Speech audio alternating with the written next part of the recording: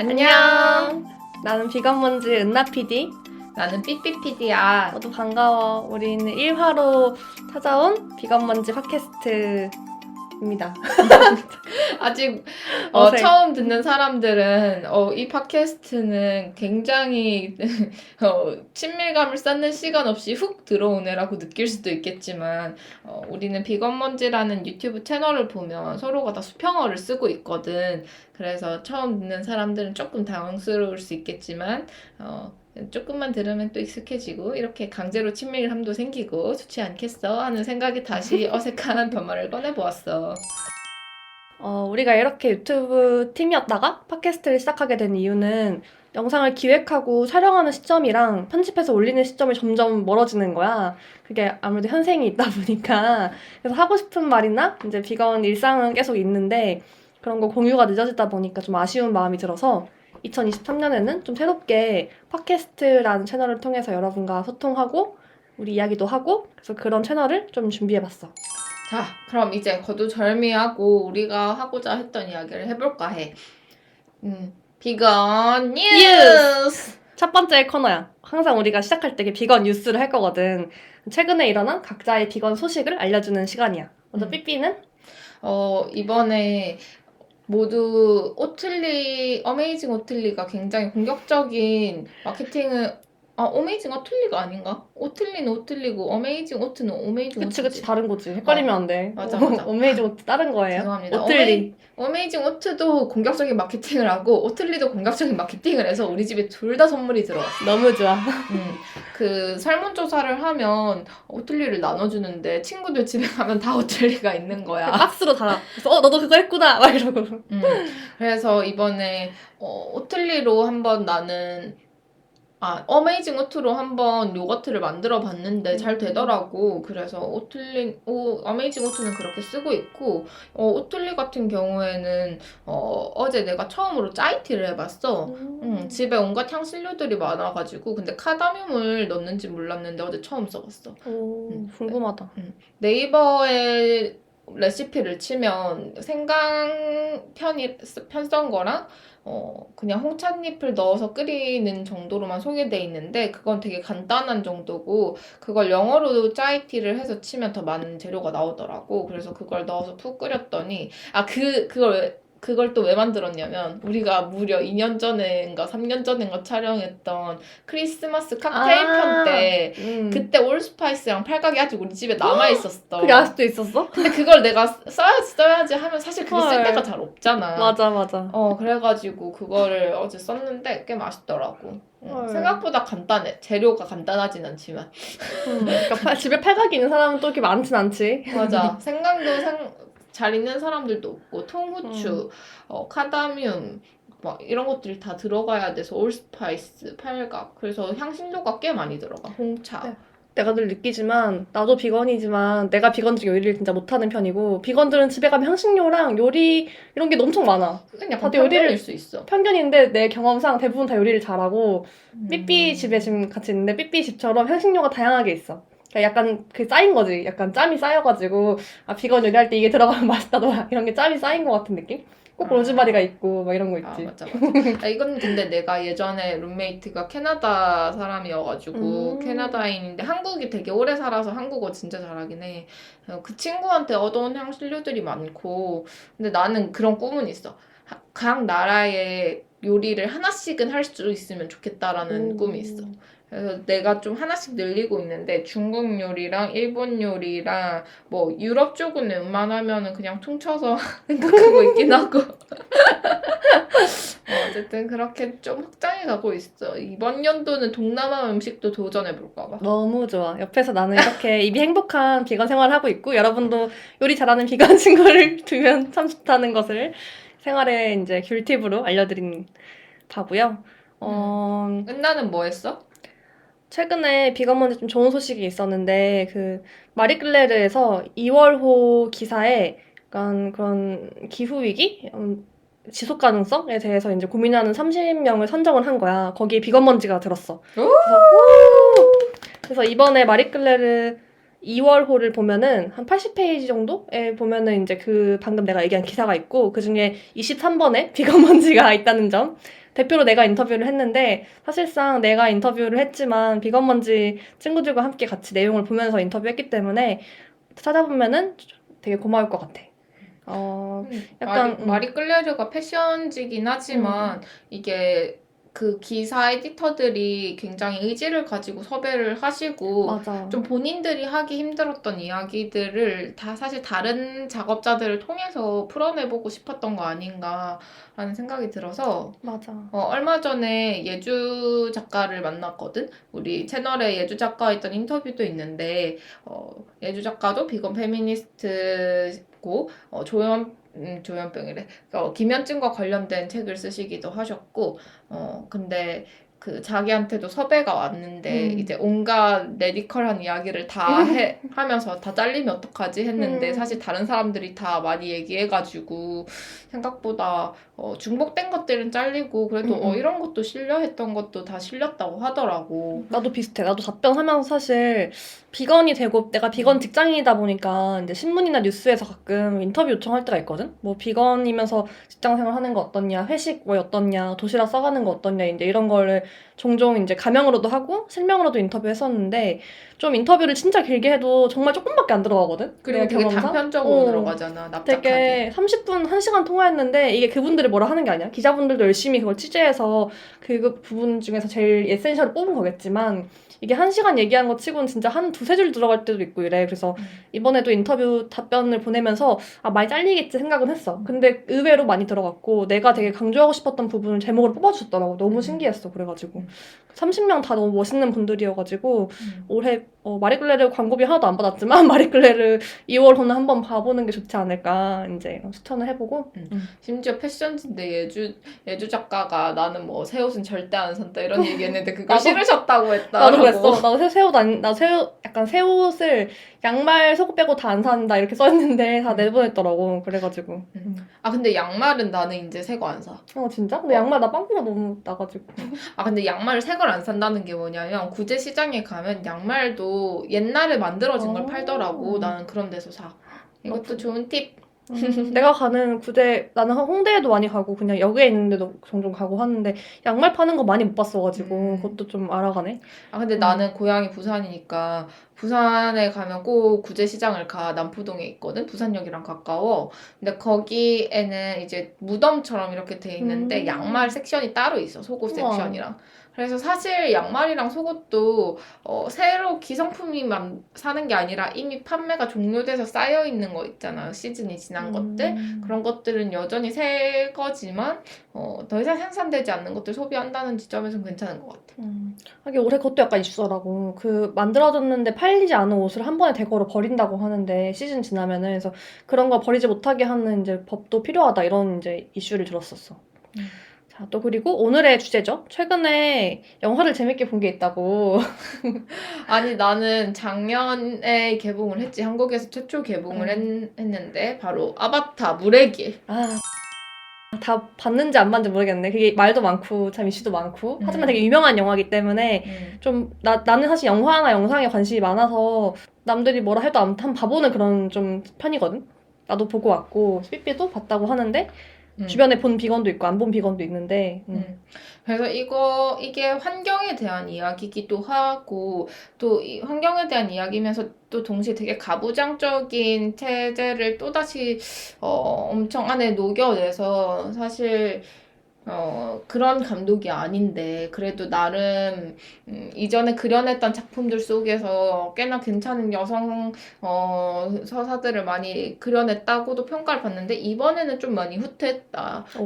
그래서 이런 이야기들도 좀 해보면 좋지 않을까 해서 비건 뉴스에서 자연스럽게 비건이 본 아바타에 대해서 이야기를 해보려고 해. 자, 오늘의 주제가 그래서 아바타를 본 우리들의 이제 감상과 생각한 것들을 좀 나누는 시간을 가지려고.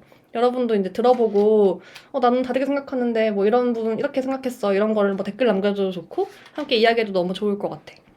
우선은 영화 본 약간 대략적인 큰 감상이나 어땠는지 삐삐의 감상이 궁금하네. 사실 나는 시각적인 압도감이 주는 경험들이 너무 좋았고 어쨌든 바닷속을 물에 하나도 젖지 않고 들어가는 느낌이 너무 좋더라고. 그래서 그 둘째 이름이 뭐더라? 어제 둘째 아들이 바닷속에 툴쿤을 만나러 가면서 막 유영하면서 보고 막 키리가 막 지나가는 물살이들 막 건드릴 때 그럴 때 나도 막 진짜 손에 허우적대면서 앞에 막 건드려 보고 싶은 거야. 그래서 영화 보는 와중에 갑자기 혼자서 허우적하고 옆에서 애인이 웃고 그랬어. 둘째 로아크다. 로아크. 음, 둘째가 로아크고 여자인 둘째가 출생불명인 사람 아니고 아바타가 키리. 그리고 첫째가 네테이암이었지. 근데 내가 이거 찾아보는데 응. 키리가 출생 불명이라고 하는데 응. 그 첫째인 네테이암은 2155년생이고 로아크는 2156년인데 6년생인데 로아크보다는 누나고 네테이암보다는 동생이야 설정이. 그러면은 약간 출생 불명이라 하기엔 조금 애매하지 않나. 시점이 불명인 게 아니고 약간 부모가 불명이라는 거 아니야? 그 어머니는 나오는데 아버지를 모르는 설정으로 아닌가? 그건 아닌 헷갈리기 것 시작. 같더라. 그래 출생 불명 뭐 정확한 시점 모르겠다 이런 건가? 어쨌든 아무튼 나무 위키는 그렇게 대충 정리를 해두었더라고. 우리 나무 위키를 잠깐 봤어. 좀 다 모아놨길래. 근데 싫더요. 실토한다. 비건도 나무 위키 본다.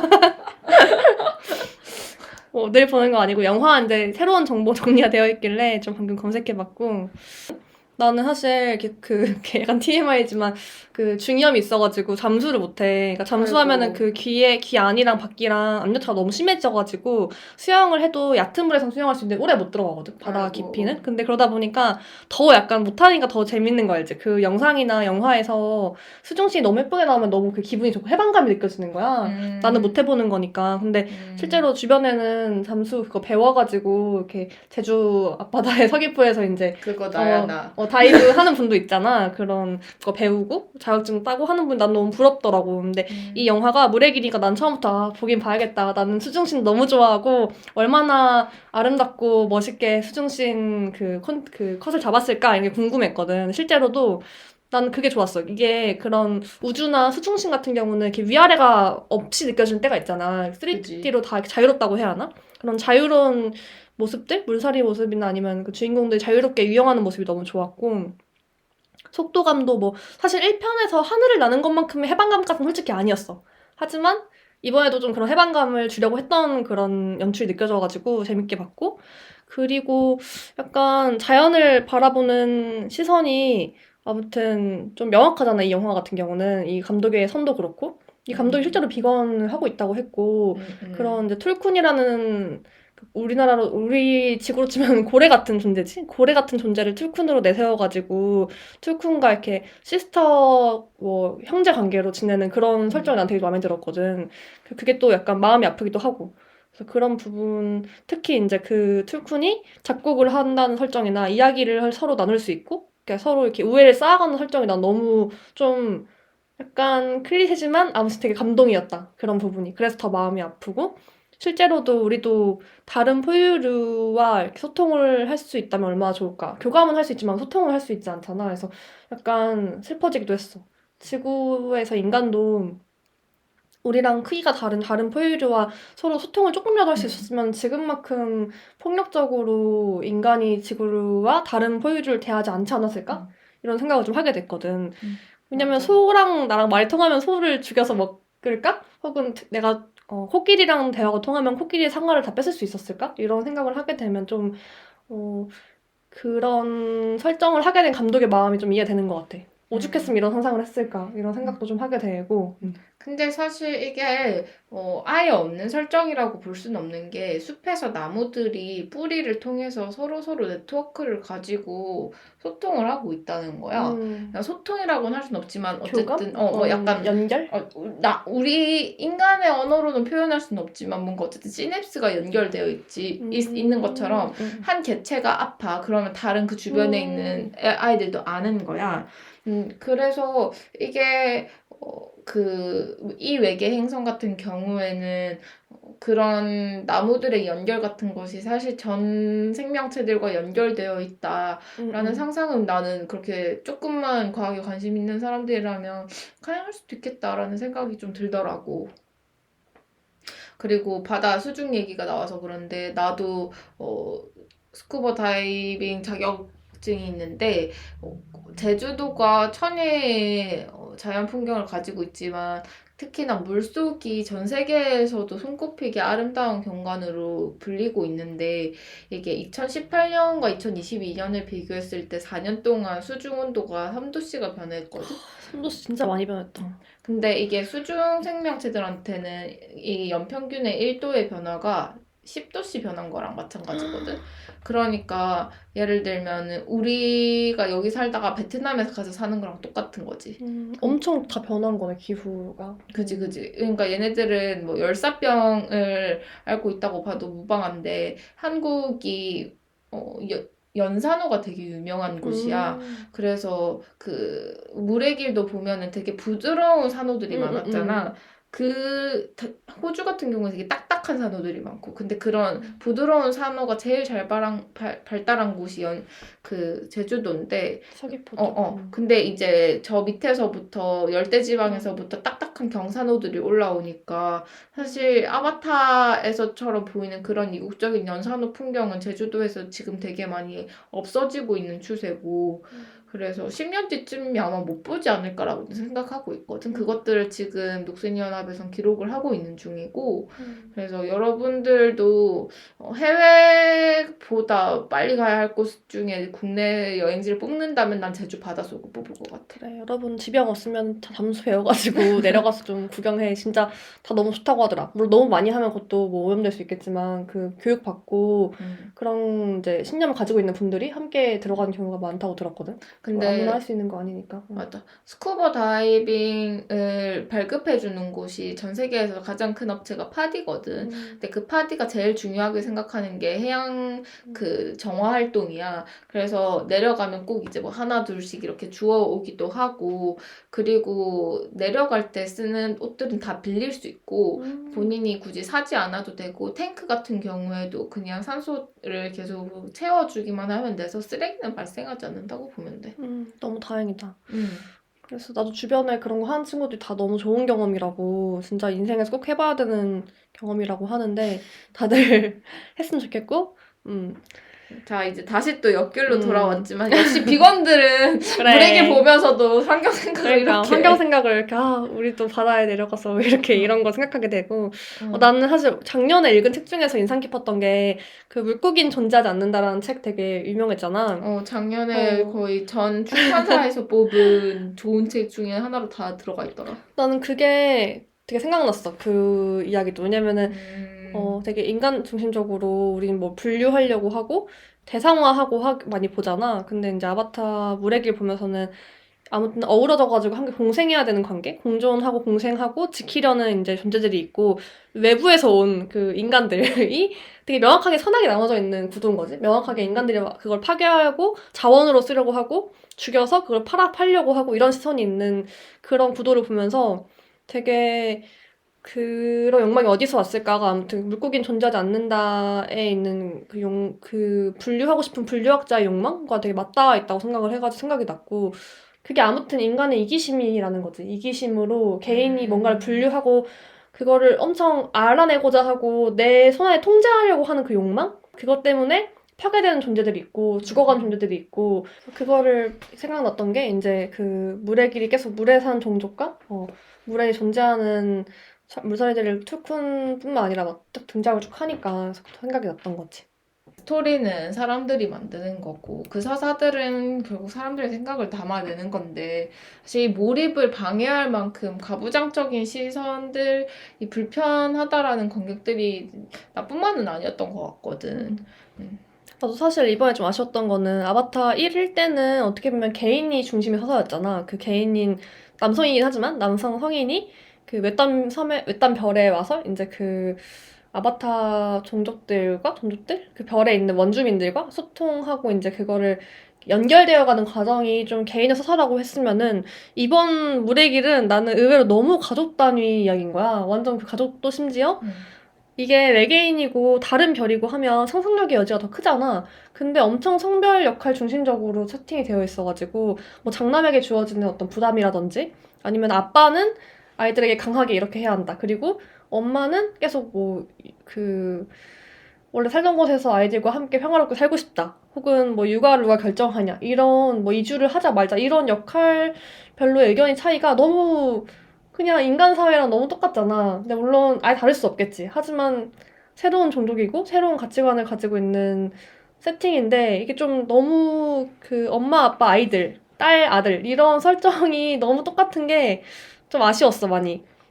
그리고 사람들한테 되게 많이 사랑을 받았던 네이티리의 역할과 비중이 좀 충격적일 정도로 너무 적게 배치가 되고, 사실상 나는 생각했을 때 굳이 설리가 이 모든 제이크 설리가 군대를 이끌고 부족을 이끌고 할 이유는 없었다라는 생각도 드는데, 근데 또 그 아니, 뭔가 좀 납득은 되는 것은 네이틸이었다면 자기가 살던 동네를 떠나진 않았을 테니까 다른 동네로 가기 위해서는 설리의 입김이 센 상황이었어야 됐고 가족이 결정을 다 따랐어야 됐으니까 뭐 그런 식으로 세팅을 잡은 거 아닐까. 이해하려면 이해는 할 수 있지만 굳이 그것이 최선이었을까? 이게 그 가족과의 약간 화합으로 아무튼 엔딩이 갔잖아. 가족의 어떤 약간의 균열, 갈등에서 시작해가지고 화합으로 갈 때 자식들이 부모를 결국엔 지키고 부모를 구하는 서사란 말이야. 근데 이 서사가 너무 난 좀 되게 의외였고 그거를 반전 요소로 잡은 게 조금 실망스러웠어. 더 다른 이야기는 없었을까? 이 감독이 이 영화를 통해서 하고 싶은 얘기가 정말 이거 뿐인 건가? 이런 생각까지 들었거든, 연출적으로. 근데 또 이렇게 보이기는 해. 환경을 다 망치는 자본주의가 되게 가부장제랑 닮았잖아. 그 환경을 파괴하는 주체는 누구인가 했을 때 그런 가부장제에 대한 비판도 함께 따라오는 경우가 많은데 그런 것에 대해서 감독이 좀 집중해서 그리고자 했다면 그러니까 힘을 준 서사가 어딘가라고 했을 때 환경에 힘을 주고 다른 요소들은 좀 서사들은 신경을 못 썼다라는 느낌을 받을 수밖에 없는 거지. 근데 그 제이크 설리가 아까 잠깐 삐삐가 말한 대로 되게 군대 문화처럼 이렇게 자식들한테 약간 압박을 주면서 이거 해야 돼, 안 해야 돼, 이게 다 아무튼 그런 방법은 잘못됐는데 마치 그거를 사실은 사랑하는데 그걸 아이들을 지키려고 어쩔 수 없었다라는 식의 나는 연출을 좀 봤거든? 근데 그게 나는 되게 아쉬웠어. 아빠를 이해해줘야 돼 이런 거 같잖아. 아빠가 너네한테 아무리 강하게 말하고 뭐 폭력적으로 대하고 그런 통제를 해도 다 너희를 지키고 싶은 마음에 그런 거야. 너네가 이해해. 이런 서사잖아 이게 좀. 그리고 이게 그 필름 클럽에서도 이야기를 하셨는데 만약에 로아크가 반항을 할 때 핑계를 할 때 하지만라고 했을 때 말을 딱 끊어버리잖아. 그러면 이제 대본이 그 뒤에 있는 말이나 여지나 혹은 제이크 설리가 들으려고 했던 노력이 일말의 여지가 없었기 때문으로 만들어놔서 우리가 더 정이 안 가는 것도 있단 말이야. 그러니까 우리가 납득할 수 있는 여지를 조금이라도 더 열어놨으면 어땠을까? 3시간짜리 영화에. 그러니까 이렇게 긴데 제이크 설리가 아이들을 사랑하고 지키려고 한다면서 말을 이렇게 끊어 먹어?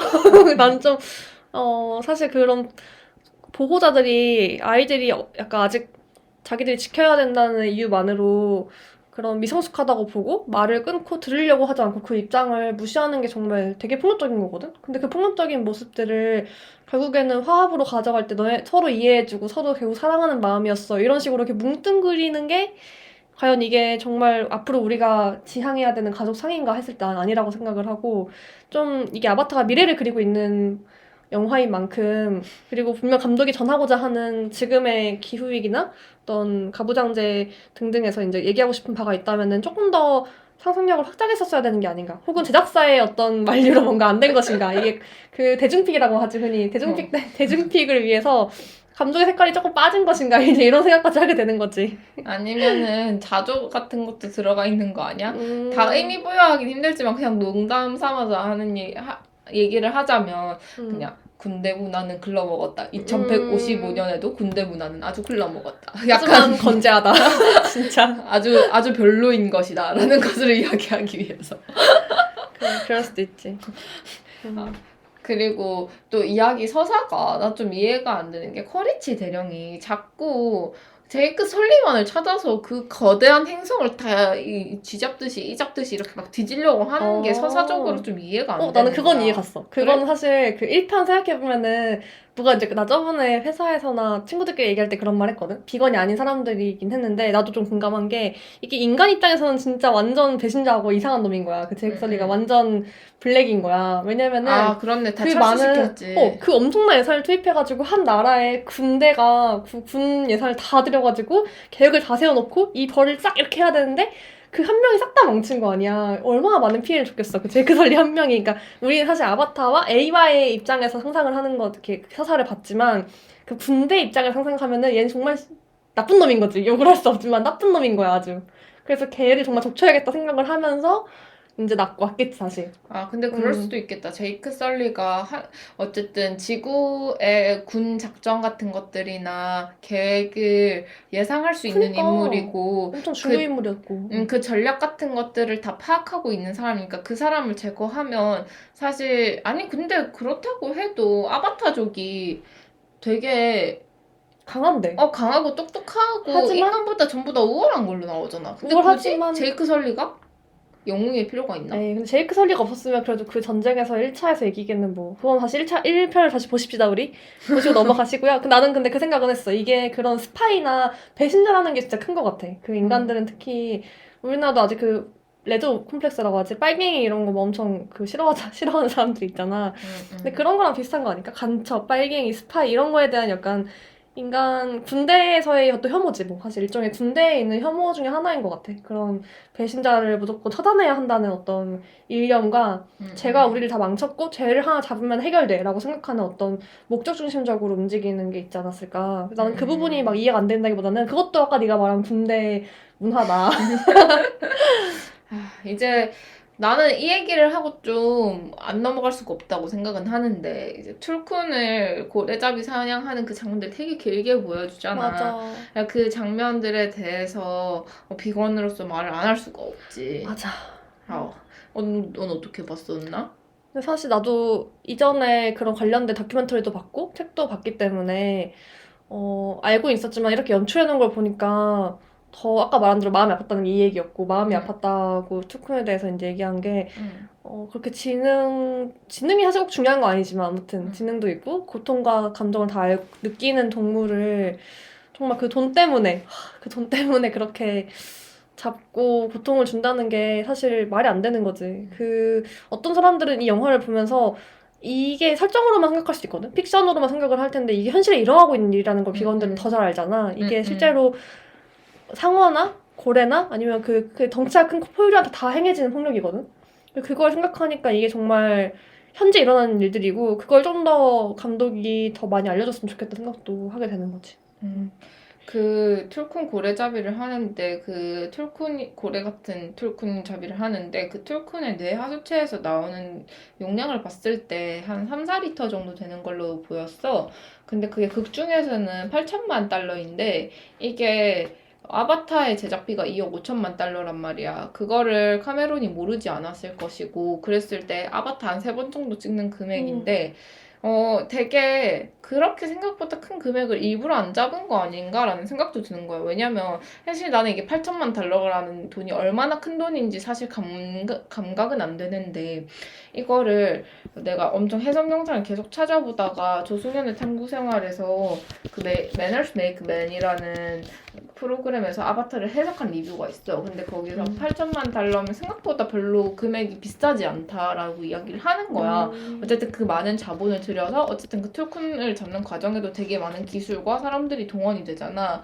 그랬을 때 다른 은하계까지 갔다 와가지고 다시 돌아오는 비용도 있을 텐데 그랬을 때 3천만 달러면 8천만 달러면 많지 않다라고 이야기를 하는 사업가의 마인드를 보고 사실 그런 이야기들을 할 수 있다는 게 난 너무 대단하다는 생각이 드는 거야. 근데 이런 영화를 보면서도 그런 생각을 하는 사람들을 비판하기 위함이 되게 애매하게 약간 상상하지 못하는 금액이 아니라 그냥 숫자로 치환해버리는 계산기로 두드려버리면서 치환해버리는 생각들을 보고 싶어서 이렇게 뭐 그렇게 빅픽처까지 그렸겠냐만 어쨌든 그런 생각까지 들었다.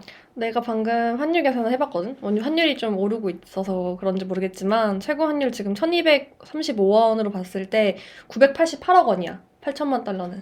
988억 원이 크지 않은 돈이라고 생각할 수 있는 것도 신기하지만 우선 근데 뭐 비용이 있는 거니까 1,000억 원이고 1조 정도지 그러면은 1조지.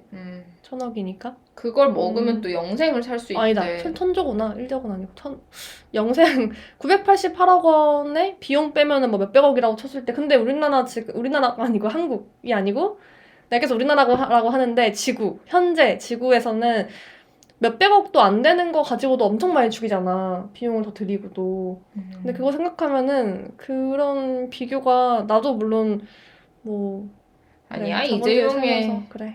이재용의 재산이 지금 서울시 예산보다 많다 그랬어. 그래. 그렇게 생각하면은 왜 이재용 같은 사람들이 얼마나 많겠어. 이 세상에. 그랬을 때 그 정도는 살 수 있지 하지 근데 않을까? 영생치곤 싸다 그렇게 생각하면 또. 근데 영생까지 근데 영생 살고 고통 받으시길 바랍니다. 네. 당신네들이 삶의 고통이- 어디까지 평생 부자일 것 같은지 평생 살면서 돈이 다 그러면 그때서는 스스로 네 여기까지 합시다. 네. 넘어갑시다. 나는 사실 그 저주를 얘기 또 퍼붓고. 아니야. 저희는 이렇게 누군가를 저주하는 그런 프로그램은 아니고요. 그냥 자본주의와 가부장제와 생태주의를 함께 이야기하는 채널로 생각을 해주시고요. 네, 비건이즘 미사. 채널이니까. 네, 그리고요. 죄송합니다.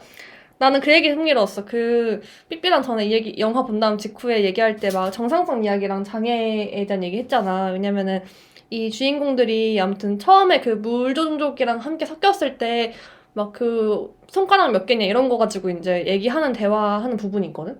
나도 그 부분 봤을 때 좀 이게 어딜 가나 신체적인 조건이나 신체가 다르면은 서로 차별하고 이렇게 따돌리고 이런 그 모습을 보면서 아, 이런 것까지 다 비슷하게 연출했네 생각을 했거든. 그리고 정상성의 기준이라는 게 얼마나 모호하고 그다음에 사회 문화적으로 생기는 것인가. 우리가 장애라는 것이 되게 반드시 기준이 존재한다라고 생각하지만 사실상 시력도 굉장히 나빠졌을 때 장애가 되는데 그 장애의 선이 0.1 차이고 막 했을 때 되게 애매모호한 거잖아. 그런 것에 대해서 우리가 고민이 안 될 수가 없는 질문들을 하게 되는 것이고 특히나 5개의 손가락을 가진 게 이 세계에서는 되게 보편적이고 오히려 육손이라고 해가지고 사람들이 손가락 하나 제거하고 그랬던 시술들도 있잖아. 여전히 그런 시술들이 존재하고 그렇지만 아바타 종족들은 손가락이 4개이기 때문에 이들에게 정상성의 기준은 4개인 것이고 그렇다면 이 손가락 5개는 인간의 피, 어쨌든 외계의 피가 흐르고 있는 악마의 존재가 되는 것이고 그랬을 때 비정상의 범죄에서 놀림을 받을 수 있는 기준이 되는 것인데 이런 것이 그냥 사람들이 봤을 때 또 우리 약간 상황을 바꿔서 생각하게 되는 그래서 내가 그들의 감정을 이입하게 하는 맞아. 그런 장치로서 작동한 것은 아닌가라고 했을 때 되게 좋은 장치였다. 나도 이 아바타 시리즈를 계속 아주 싫어할 수 없고 싫어할 수 없는 것도 웃기지만 싫어할 수 없거나 이게 방금 얘기한 거 공감을 하는 게 아무튼 인간이 여기서 에일리언이잖아. 그거 자체가 평소에는 본인이 소수자성이 없다고 생각하는 많은 사람들도 이 영화를 보면서 소수자성을 대리로 경험할 수 있는 거거든. 내가 여기선 소수구나. 내가 저 아바타 종족보다는 더 작고 외부에서 왔고 좀 악마의 피라고 불릴 수 있고 그런 존재구나라는 걸 한번 인간 입장에서 상상해볼 수 있는 여지를 준다는 건 되게 좋은 경험인 것 같아. 그래서 아마도 네이티리래. 그 스파이더를 백인 남성으로 설정을 해놓고 그것도 되게 건장한 남성 우리의 시선으로 봤을 때는 근육질의 몸으로 뒀지만 상대적으로 아바타가 너무 몸이 크기 때문에 얼마나 또 연약해 보이며 맞아. 또 얼마나 비정상적이고 배척받는가를 또 보여주잖아. 그런 데서 오는 사실 쾌감이 또 있지. 백인 남성이 백인 남성 심지어 군인이고 미국이야. 영미권 아주 얼마나 속 시원한 부분들도 있었던 것 같아. 그런 걸 감독이 의도했다고 생각을 하고 근데 또 이제 감독이 이 영화를 홍보할 때도 이슈가 있었지. 이 감독이 영화를 홍보하러 일본에 갔을 때 일본에서 돌고래 쇼를 보는 장면이 있었어. 그 돌고래 쇼를 보면서 홍보를 했대. 처음에 비건들이 이 영화가 개봉하기 직전인가? 개봉할 때쯤 이 기사가 나와서 돌고래 쇼가 영화 홍보? 아바타 2 감독 뭐 어쩌고 이런 이제 기사가 났었거든. 나도 이거 보면서 아니 이 비건이라고 하고 그런 생태주의나 비건이즘 관련해서 영화 처사를 짰다고 생각을 했는데 어떻게 그 엄청 비인간적이고 심지어 일본에 있는 돌고래들은 진짜 그냥 거의 약탈 뭐라고 해야지 이거를? 그냥 진짜 사냥해온 애들이거든? 사냥을 해서 데려온 돌고래들을 이렇게 길들여가지고 쇼를 하게 만드는 감옥이야. 근데 돌고래들의 감옥에서 어떻게 이런 영화를 홍보했을까 이제 그런 생각을 많이 하고 약간 믿을 수 없다. 이런 이제 논란이 좀 있었거든. 근데 나중에 뭐 알고 보니까 그게 감독은 의도하지 않았고 그 현지에 있는 제작사에서 한 것이라고 이제 선을 긋더라고. 자기는 그리고 가서 비꼬았대. 아 이거 여기는 이제 피시, 그러니까 거기는 물고기란 말이 없으니까 물살이들 뭐 허락 받으신 거 맞으시죠? 뭐 이런 식으로 했다곤 하더라고. 근데 아무튼간에 해외에서 보기에는 우리가 보기에는 그런 홍보행사 갔다는 것 자체가 좀 여러 가지로 어이가 없는 거지. 근데 일본도 되게 카메론을 이용해서 이 산업들을 미화하고 싶었던 것 같은데, 맞아. 근데 이렇게 구설수에 오르고 카메론이 오해를 받고 하는 것만으로도 어느 정도 성공한 부분이 있지 않나, 와. 일본의 전략들이. 근데 사실 사람들은 좀 이거에 딱히 별 관심이 없었던 것 같기도 맞아. 하고, 비건들만 관심 있어. 나도 그런 음. 생각을 했어. 사실 나는 마케팅이 본업이다 보니까 일본 카피라이터 책들을 몇 개 읽은 적이 있었거든. 근데 그 지역에 있는 아쿠아리움 홍보하는 전략 이런 거 되게 많이 나와. 왜냐면은 사람들이 아쿠아리움 안 오면 아쿠아리움이 힘들어서 지역 뭐 경제가 안 좋아진다 이렇게 생각을 하는 식으로 얘기하는데 아쿠아리움이 안 되면 딴 거 하면 되는 거 아닌가? 나는 생각을 했거든. 굳이 아쿠아리움으로도 안 될 산업이었으면 하면 안 되지. 그니까 근데 이제 아쿠아리움이 굉장히 많고 일본에서는 그걸 좀 알리고 싶어 하는구나라는 걸 또 새삼 알게 되고요. 이번에 또 산천어 축제가 생각이 난다. 또 코로나 끝나서 다시 3년 만에 개최했다면서 뉴스가 계속 나는 거야. 와, 그래. 비건들 대화 이래. 아무튼 산천어째 황당했던 게 그 산천어가 거기 오래 사는 애들이 아니라며 다 다른 사가지고. 다른 지역에 있는 애들을 사서 이렇게 잡아와가지고 거기 풀어오는 쇼를 하는 거야. 그래서 뭐 하자는 거지 대체? 막 이 생각을 하게 되고. 사실 우리도 이 돌고래 쇼와 카메론을 보면서도 반성을 해야 되는 부분인 거지. 그래. 사실 어릴 때 초등학교, 중학교 때나 아니면 부모님들이랑 같이 되게 그냥 이거를 경험이고 교육이랍시고 아쿠아리움도 하고 돌고래쇼도 같이 보고 막 트레킹이라고 해가지고 뭐 말도 타고 막 이런 거 다 하잖아. 코끼리 타고 말 타고. 나도 어릴 때 했었거든. 나도 사실 내가 뭐 깨끗하게 나는 뭐 엄청 이노센트에 이런 말이 나는 무죄야 이게 아니고 나도 했었고 근데 그런 걸 하게끔 하는 이 산업 구조나 그런 교육 약간 의식들이 좀 문제가 있는 것 같아. 그냥 동물을 교육 상대로 보는 게. 나는 그리고 그 산천어 축제에 대한 기사를 JTBC 뉴스로 봤는데 그게 어쨌든 뉴스의 단신이고 지역 축제의 현황이나 코로나 재개의 현황 이런 식으로 비판 없이 다시 소개되는 것들 있잖아. 이게 다시 정상화되는 과정에서 폭력의 정상화가 일어났을 때 언론이 사실 이 산천어에 대한 축제를 비판을 하는 언론도 분명히 존재하고 이런 동물권에 대한 이야기들도 계속하면서 또 동시에 다른 기사에서는 이런 것들을 또 비판 없이 내보내고 있다는 거지. 이랬을 때 언론의 그 감수성에 가이드라인이나 기준 같은 것들이 본인 내부에서도 되게 안 잡혀 있고 그 말인즉슨 동물권에 대한 관심 같은 것들이 되게 MZ가 해서 비건을 해서 이슈라서 정도 다루는 것에만 불과했구나라는 것을 또 다시 자명히 보여줬던 기사들이 아니었나라는 생각이 들더라고. 전날 비건 소개해놓고 다음 산천어 축제에서 소개하고 이런 거 보면은 그러니까 애초에 이게 폭력인지를 모르고 비건이즘을 실천하는 우리 흔히 말하는 MZ 애들이 왜 비건이즘을 하고 왜 생태주의를 얘기하는지 사실 그 본질을 못 이해한 채로 그냥 표면적으로만 다루고 있다 생각이 또 확 들었어. 맞아. 그러니까 우리가 그 미디어 리터러시를 할 때 아바트를 보고 좀 환경 영화를 보면서 막 심지어 돈 룩업 영화도 디카프리오가 나는 환경 얘기하려고 만든 거다 했는데 밑에 그 인터뷰 그 유튜브 바로 댓글 밑에 이거 주식 얘기네 라고 쓴 사람들이 있다는 거야. 이건 미디어 리터러시의 문제가 아니라 진짜 사상의 문제 아닌가? 진짜. 리터러시의 문제가 아니야. 이거는 진짜 그냥 이게 뭐가 폭력인지 혹은 이 현실이 말이 길어지는데 이 현실이 진짜 기후 위기라는 위기 의식이 너무 없는 거지. 우리는 진짜 가끔 애가 탈 때가 있거든. 오늘도 막 그런 얘기 했는데 그래. 너무 할 일이 많고 너무 바꿀 게 많고 이러다 다 같이 망한다 이 생각을 좀 하고 있거든. 근데 다들 너무 속이 편한 것 같은 거지.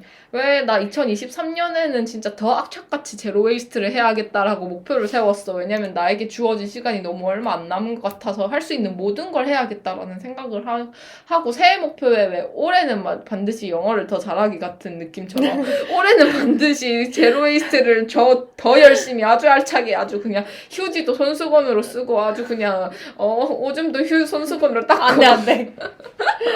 그런 이야기를 하고 있었는데 안 될 건 없지만. 짜증나. 그렇다. 이런 얘기들 이 영화 하나 보고도 이렇게 많은 얘기를 할 수 있네. 이제 우리가 원래는 이렇게 쭉 오늘 주제를 얘기한 다음에 여러분 생각이 어땠어? 이러고 댓글을 읽으려고 했는데 아직 첫 탄이가 댓글이 없잖아. 그래가지고 이제 아까 얘기한 대로 우리 비건먼지 채널 한번 구경도 해보고 오늘 주제에 대해서 좀 생각한 거나 아니면 동의하거나 혹은 동의하지 않거나 이런 거 댓글 남겨주면은 우리가 다음 편에서 댓글이 달리면 그 중에서 소개하고 싶은 댓글들은 공유도 할 수 있을 것 같아. 그리고 이제 다음 게스트가 있는데 다음화는 다른 비건먼지의 멤버 림이 와서 비건 여행을 했던 드디어 이제 코로나가 풀리고 이제 림도 해외 처음으로 나가는 건지 뭔지 모르겠지만 어쨌든 베트남과 라오스를 왔다리 갔다리 하면서 만났던 이야기도 해보고 나도 유럽 여행을 다니면서 비건 활동가들도 만나고 했던 이야기들을 좀 해보려고 해. 그래서 각자가 좋았던 여행지 추천도 해보고 여러분들도 가고 싶은 곳들이 있다면 혹은 좋았던 곳들이 있다면 또 추천도 해보는 그런 이야기들로 다시 찾아올게. 자, 그럼 오늘 여기까지 하고 다음에는 방금 삐삐가 소개해준 대로 비건 여행설로 돌아올게. 일주일 뒤에 다시 찾아올게. 안녕. 안녕.